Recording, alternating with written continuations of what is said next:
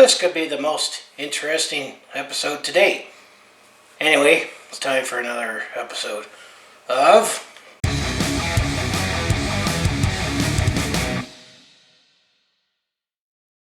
Hi there, it's Brett Hornby here. Welcome back to another episode of my Calgary Flames in 6. Season 2, up to episode number 4 here, and I figure this is going to might be the most interesting episode to date here, because, they got to play outside.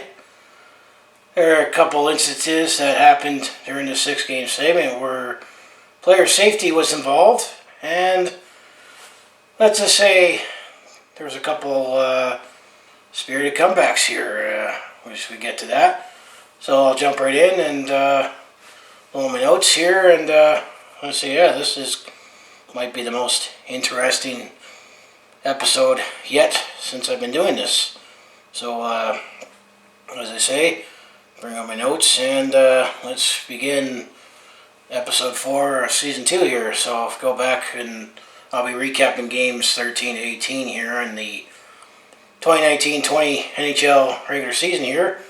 So game 13, this was on Saturday, October 26th. The Calgary Flames were taking on the Winnipeg Jets in a rather unique situation here, as it was the 2019 Tim Hortons NHL Heritage Classic, and it took place at Mosaic Stadium in Regina, Saskatchewan. Normally home of the Saskatchewan Roughriders, but in this case, it was home to NHL hockey here, and this is the second time that each team has played in the NHL Heritage Classic. Back in 2016, the Winnipeg Jets hosted the Heritage Classic against the Edmonton Oilers, and that was at the now IG Field at the time, Investors Group Field, where the Winnipeg Blue Bombers normally play. And then in 2011, the Calgary Flames hosted the Heritage Classic against the Montreal Canadiens. That was at McMahon Stadium, where the Calgary Stampeders normally play. Although this Heritage Classic this year and then back in 2016 was played around the last weekend of October, while the Heritage Classic in Calgary was played around the third week of February there. So I'm going to say this was also the first neutral site outdoor NHL game here. So how did this game go? Well, the first period it featured no scoring. Both teams have chances, but Connor Hollebuck for Winnipeg and Dave Riddick for Calgary played strong, and some outdoor games. Both teams are feeling each other out in between taking it all in, and it was definitely a nice spectacle at the Heritage Classic here, and nice to see other than green at the stadium here in this case. So it was nothing after the first period there. Second period here, the Calgary Flames were pressing hard, but took a few penalties in the first half of the period there. However, they were able to kill them off, as Calgary's actually had a strong penalty kill this season. And then after about the 13-minute mark, the Calgary Flames were on their first power play here. On that power play, the Flames were able to get their first goal of the game, as Elias Lindholm tipped it in front of the net. This was aided by Matthew Tkachuk.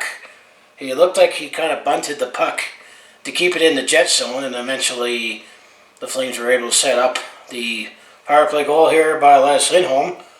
But after the goal celebration, the Winnipeg Jets were challenging that play to see if there was a high stick on that play. As I mentioned, Matthew Tkachuk kind of had a bunting motion there. He's an American player, maybe has some baseball in his bloodlines there. However, the rule stood as a goal, so the Calgary Flames took a 1-0 lead past the 14-minute mark, and the Winnipeg Jets, because they were challenging the play and lost the challenge, they got a delay of game penalty here. So that's why you're starting to see fewer challenges on offsides or off stick, like high sticks there, for example, because there was an incentive there that, well, if you challenge this and you lose, you're going to get a penalty. So the game stayed 1-0 until we got to the dying moments of the second period here. And just before the horn, Oliver Shillington, the Flames defenseman, was behind the net battling for a puck. Then he was in a vulnerable position there where Winnipeg forward Adam Lowry did hit Oliver Shillington in a vulnerable position there with his head turned and looked down there. Adam Lowry at the time, at the incident that happened, only got a 2-minute boarding penalty, and there was a referee standing right there, which kind of was a surprise that given the severity of the hit there. Oliver Shillington actually was okay on the play there, and actually eventually after the game there, Adam Lowry had a hearing and he actually got a 2-game suspension for that hit there. So that was the highlight of the second period, was the Flames goal, and fortunately there was that incident involving Adam Lowry here. Although I said Oliver Shillington actually continued to play the game here, and the interesting fact of this is the fact that it was an outdoor game and a 1-goal game here. Let's say if this was in MTS Center or the Saladome, could there be vendetta?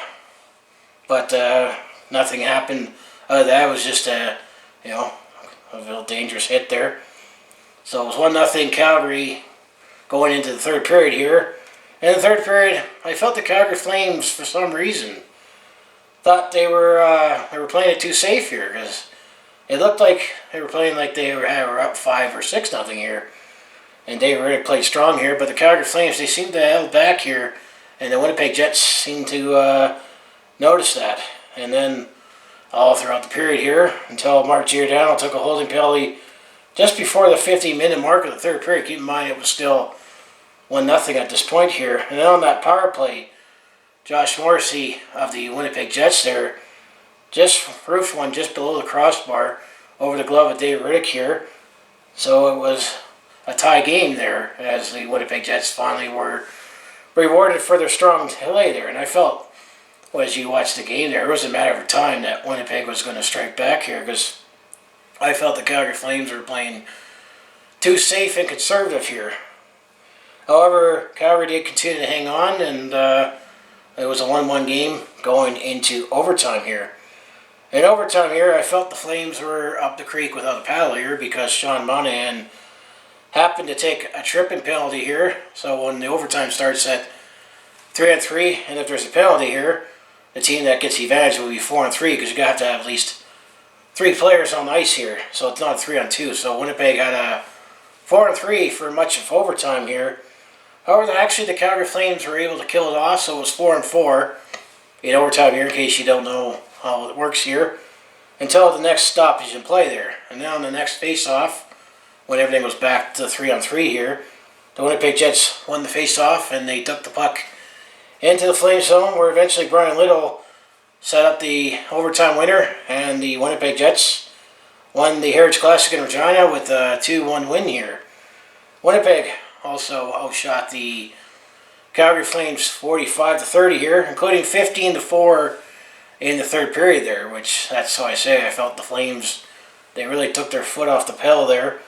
And then the Winnipeg had a 4-0 shot advantage in overtime there. Dave Riddick for the Calgary Flames, he definitely stood tall. He made 43 saves for the Flames, while Connor Hellebuck for the Winnipeg Jets, he counteracted with a strong game himself. He only needed to make 29 saves in the win here.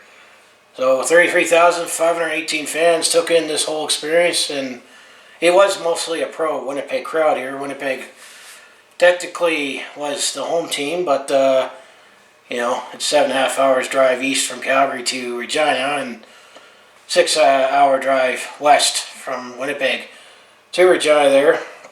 Like I said, the Flames, they looked really sharp, wearing their original whites that they wore when they moved from Atlanta in 1980, and they wore that for the first 14 seasons in the NHL. The Winnipeg Jets, they had their dark blue Jets jerseys on that tribute to their WHA days before the WHL, or the WHA and NHL merger there. So that's what the jerseys they wore there. It definitely, had that picturesque, perfect, flurries. It was, they said it was about -10. It felt like -10 there, so definitely, it was a cool game there. Cool as in spectacle, and cool as in a little cold there, but I sure figure it was one heck of experience for the fans there. There was no alumni game in this, as I know. It was just the main event here, and if you go back to my Calgary Hitman video, if you go see my latest Hitman video, episode 3 there, part of the spectacle was that the Calgary Hitman the next afternoon played the Regina Pats, and actually I'll let you know that the Calgary Hitman actually won that game 5-4 in overtime as well. So there was definitely some extra hockey played, both in the NHL and the WHL level, when they called the WHL game the Prairie Classic here. I'll also highlight that some entertainment here featured Zed, Martin Morns, and Gray, who sang the middle song, because it kind of, signified that Regina, you could say, is sort of in between, roughly between Calgary and Winnipeg here, and I figure if it was a big enough market, I actually think Saskatoon or Regina could potentially, house support an NHL team full time if it was a bigger market here. And I figure a lot of players would love to go play in Saskatchewan because there's a lot of hockey players from Canada come from Saskatchewan there, and they got 5 WHL teams with the Moose Jaw Warriors. You got the Regina Pats, and then you got the Swift Current Broncos, and then up north you got or geographically where the population is, you got the Saskatoon Blades and the Prince Albert Raiders there. So I talk about those teams more in depth on my Hitman series here. Other entertainment featured, the Hunter Brothers. They sang the national anthem, and it was "O Canada," obviously. Sheepdogs, Saskatchewan band, sang in the first intermission there. And Jess Milwaukee Luskukli, sorry if I butchered the name, was the entertainment for the second intermission there. So quite a spectacle. I mean, too bad we were on the wrong end of it, but it definitely looked like a beautiful setting and one heck of a time for Saskatchewan to take in an NHL game here. And I just say, if it was a big enough market, I think Saskatchewan could easily, field or support an NHL team. It'd just be interesting to maybe get Sidney Crosby, for example, or convince him to go to Saskatchewan instead of somewhere else in Atlantic there. But Sidney Crosby's comes from Atlantic Canada here. But I'd say that's definitely the highlight game of this 6-game segment here, because it's a treat to have an outdoor hockey game here. And I mean, it might get criticized, the NHL's overdoing it, but when you get full buildings and it's excitement for the city there, I definitely was fortunate enough to take in the 2011 Heritage Classic. So now back to the segment at hand here. So this also started a 5-game road trip for the Calgary Flames here as well. So game 14, this happened on Tuesday, October 29th. The Calgary Flames were taking on the Carolina Hurricanes at the PNC Arena here to enter the Storm Surge, because the Carolina Hurricanes are actually one of the top teams in the Metro here. And I'm going to say the first period, there was no scoring there, but both teams looked pretty strong at the start here. No one stood out until past the 13-minute mark, where Elias Lindholm scored his 8th goal of the season, the former Carolina Hurricane, at the second period there. So it was actually 1-0 Calgary after the second period there. So how's the third period going to shape up here? Well, the Calgary Flames in the second period, beside the goal here, the Calgary Flames kept pressing hard, but the Carolina Hurricane, Peter Mrazek, stood tall. So did David Riddick for the Calgary Flames. I mean, any question marks the Flames have goaltending, I think you could put that to bed here. So it was 1-0 Calgary after the second period there. Third period here, the Carolina Hurricanes began their surge and continued their strong start to the season here. It was just after the 9-minute mark. Andrei Svechnikov, the second overall pick from 2018 there, looked like he was wanting to try out for the Calgary Roughnecks, as he scored a highlight reel cross goal where you bounce the puck on your stick there and you go in and put over David Rick's shoulder. That's exactly how Svechnikov scored that goal to tie the game. So it was 1-1 after that. So it was definitely going to be one of those goal of the year candidates here. If one wasn't enough by Andrei Svechnikov, he scored again 2.5 minutes later. Not lacrosse style here, So just like that, Carolina was up 2-1 there. Calgary couldn't find anything going after that, and they couldn't find the back of the net. Ultimately, lost this game 2-1 here. Carolina was obviously led by Andrei Svechnikov with 2 goals here. Calgary had a slight edge in shots. They outshot Carolina 29-28 here. Dave Riddick made 26 saves for the Flames, while Peter Mrazek made 27 saves for the Carolina Hurricanes there. So that's what I can give for Game 14. Game 15 happened on Thursday, October 31st. Also known as Halloween, the eve of All Saints Day. We were taking on the Nashville Predators at the Bridgestone Arena here. It's just Halloween, just a day on the calendar, right? Well, let's say this game was an extra special horror, thriller, action, and comedy. I'll put it 1 here. Things didn't start off good for Calgary. They started off very flat and very slow out of the gate here. Past the 5-minute mark, Nick Bonino for the Nashville Predators opens the scoring. And then Nashville made it 2-0 5 minutes later by Austin Watson. So midway through the first period, it was 2-0 for Nashville. And I also got to add in that the Calgary Flames didn't have a shot on the net yet. That's how slow and flat they were. Calgary, however, at the 15-minute mark, did soften the blow a little bit as Derek Ryan got Calgary on the board. So it was 2-1 Nashville there. Calgary, I'm going to say at this point, was very fortunate to only be down 2-1 here at the first period there. David Riddick was definitely playing strong to keep Calgary in it. Can I also add in that Calgary didn't have some puck lucks earlier because they definitely had a few posts there. So it was 2-1 Nashville after the first period there. Second period here was more of the same, but Nashville got a couple of goals shorthanded. Calgary allowed 2 shorthanded goals here, both by Kelly Yenruk, as he scored the first shorthanded goal at the 4-minute mark, and the second just before the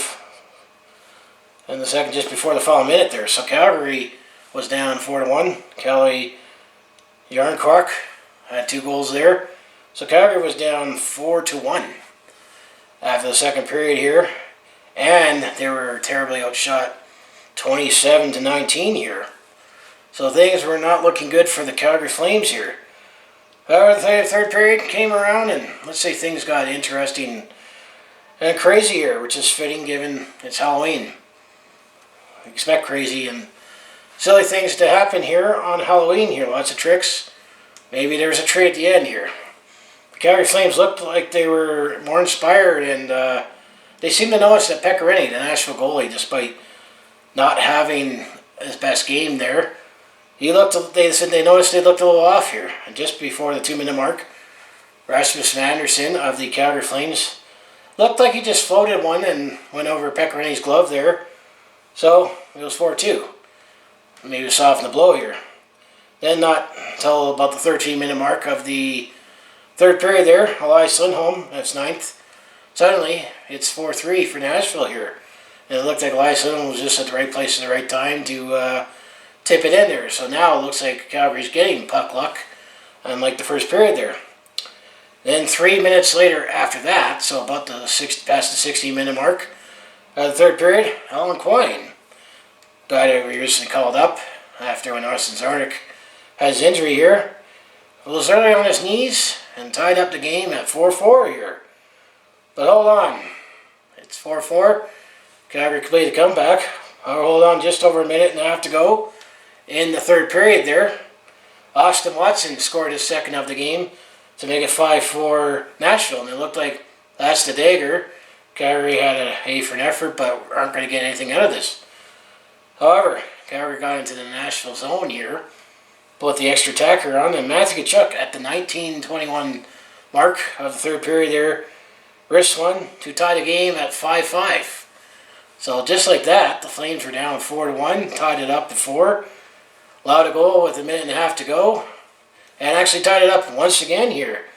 Maybe we were like the zombie, or Jason just didn't want to go away here. So after all that, we're going to need overtime here. And let's catch your breath here. It was 5-5 going in overtime here. Calgary was rejuvenated from the third period and got better chances, but couldn't find the back of the net there. However, with seconds remaining in the overtime, and it looked like we were going to need a shootout for this one, Matthew Tkachuk somehow right through his legs shot it and beat Pecorine with literally just under 2 seconds to go in the overtime period. So the Calgary Flames won this wild game 6-5 here. Matthew Tkachuk with the goal, overtime goal, part with Andrei Svechnikov lacrosse style goal here. I think those are going to be 2 goals that will be candidates for goal of the year. So let's take a deep breath here. Nashville did outshoot the Calgary Flames 36-27 overall here, but Calgary outshot Nashville 14-7 in the third period alone and 4-2 in overtime. So now we actually scored more on goal here. I can also mention that the Flames were led by Matthew Tkachuk. He had 2 goals and an assist there, as well as Sean Monahan. He chipped in with 3 assists here. Johnny Gaudreau also had 2 assists, and both Linus Lindholm and Derek Ryan each had a goal and assist there. Funny, when your team scores more than 1 goal, you got multi-point game potential there. Nashville, well, they obviously were led by Austin Watson. He had 2 goals and 2 assists here. Kelly Jankaruk had 2 goals there, with the 2 short-handed ones. And for the goaltending side, and Colton Sissons for Nashville had 2 assists there. For the goaltending era, Riddick for Calgary made 31 saves. Pecorine made 21 for Nashville here. Adding a couple milestones got achieved in this wild game, if this game wasn't wild enough. Sean Monahan collected his 200th assist in this game, and Johnny Gaudreau collected his 400th NHL point in this game. So congratulations to both of them there. So that's Game 15. Game 16 here, Saturday, November 3rd here. The Calgary Flames were taking on the Nashville Predators. This was Game 4 of the road trip. If you're following along here at Nationwide Arena, 5 p.m. puck drop here. Calgary had a much better start and maybe rallied behind that crazy win in Nashville here. Then at the 3-minute mark, Sean Monahan scores to open up the scoring here. And actually that was his first goal in 14 games there. Other than that, the first period was evenly matched, so it was 1-0 Calgary after 1 here.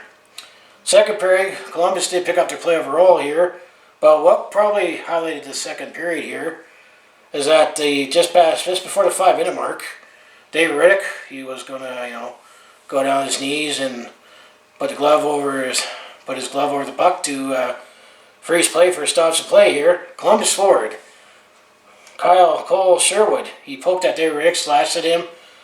Milan Lucic, he took exception to that, and he sucker punched Cole Sherwood in the face there.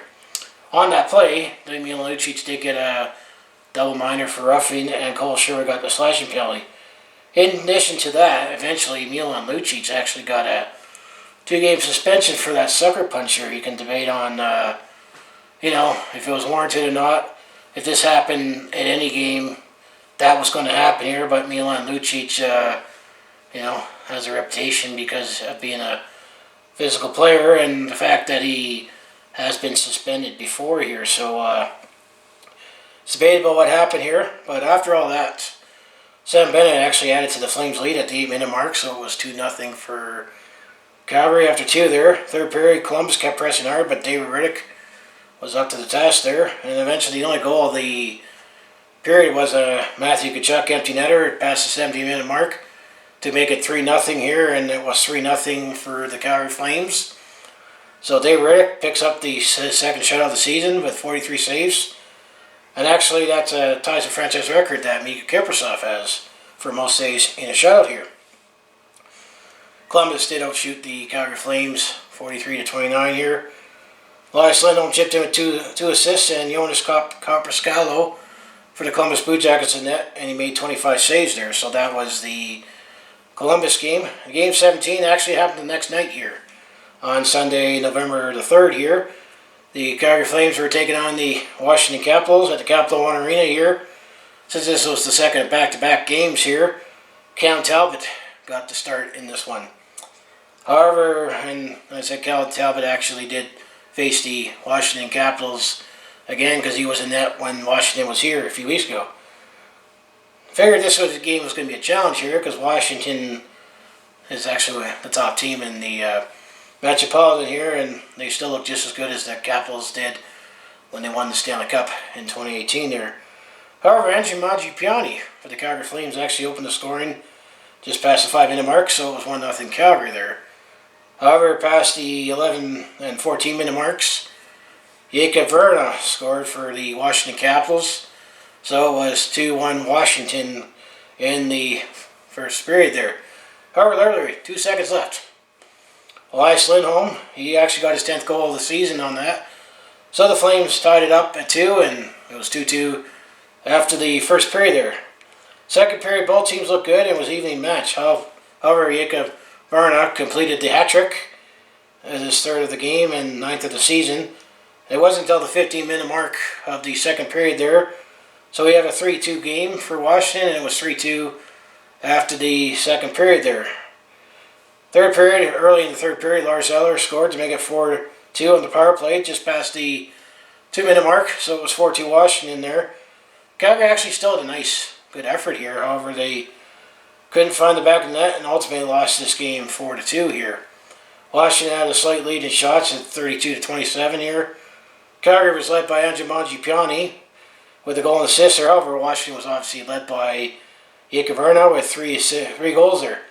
Tom Wilson and Evgeny Kuznetsov each chipped in with 2 assists each. Cam Talbot made 28 saves in the loss for Calgary, while Ilya Samsonov was in net for Washington and made 25 saves there. So the last game in this 6-game segment here, as things get a little darker here, game 18, Tuesday, November the 5th. The Calgary Flames are back at home. Nice to be back at home here.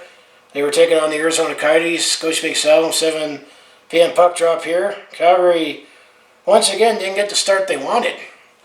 Past the 8-minute mark, Arizona opens up the scoring by Clayton Keller to make it 1-0 for Arizona, and that's how things ended after the first period there.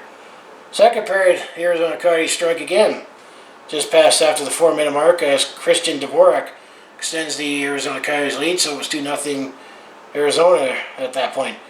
However, it wasn't until late in the second period, just past the 17-minute mark, Johnny Gaudreau, we've been seeing his face on the milk cartons at 7-Eleven there. Well, he actually finally scored his first goal in 13 games here.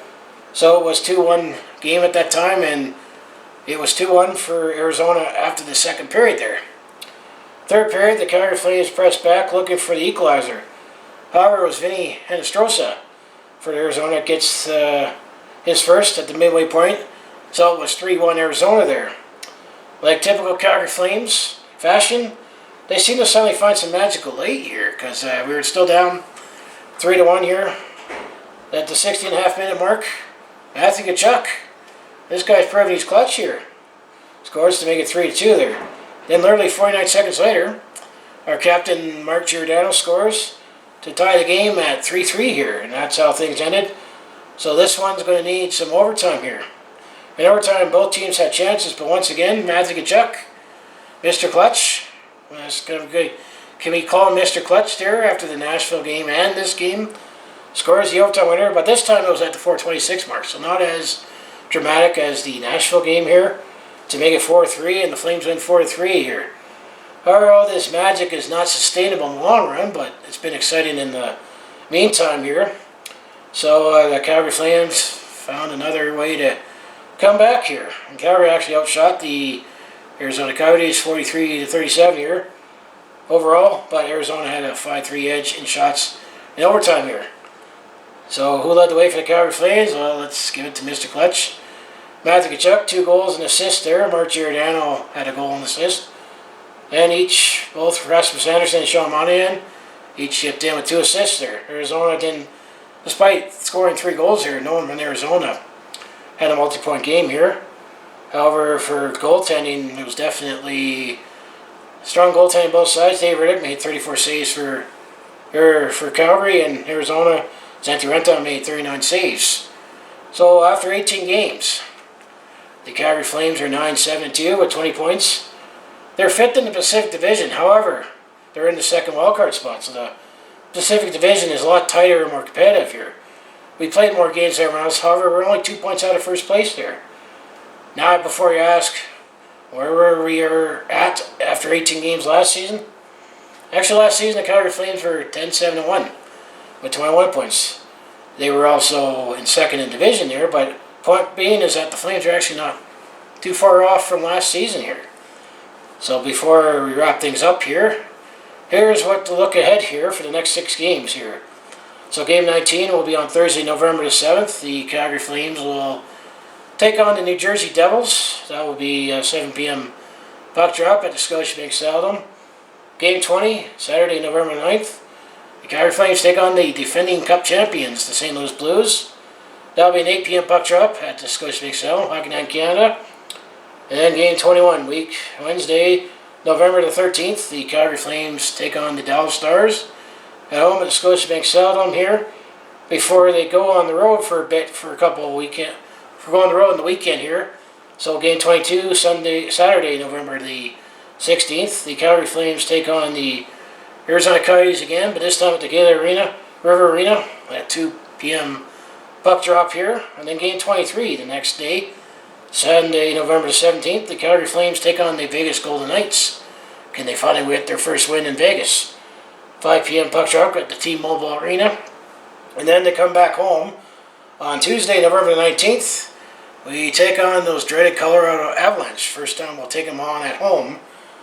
That'll be a 7 p.m. puck drop at Scotiabank Saddledome here. So I figure, looking at the strength of the schedule here, and if you look at the standings here, we should have a few more winnable games here to see maybe the Flames will start to surge again here. So if you enjoy everything I do on my YouTube channel, just make sure you hit like, subscribe, and I'll see you in the next video here. Go Flames go, and hopefully you can still see me in the dark here.